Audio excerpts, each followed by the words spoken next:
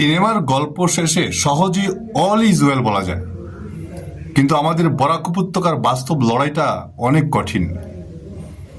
বর্তমানে কেন্দ্র ও রাজ্যে একই শাসক দলের ছাতার নিচে বরাকের চারজন অভিজ্ঞ প্রতিনিধি: পরিমল শুক্লবৈদ্য, কৃপানাথ মালা, সুস্মিতা দেব এবং কনাথ প্রকাশত। কিন্তু প্রশ্ন হলো, এত রাজনৈতিক ক্ষমতার সুফল সাধারণ বরাকবাসী পাচ্ছেন কি? প্রাকৃতিক সম্পদ ও মেধা থাকা সত্ত্বেও কেন আজ পর্যন্ত এখানে একটি মেগা প্রজেক্ট গড়ে উঠল না?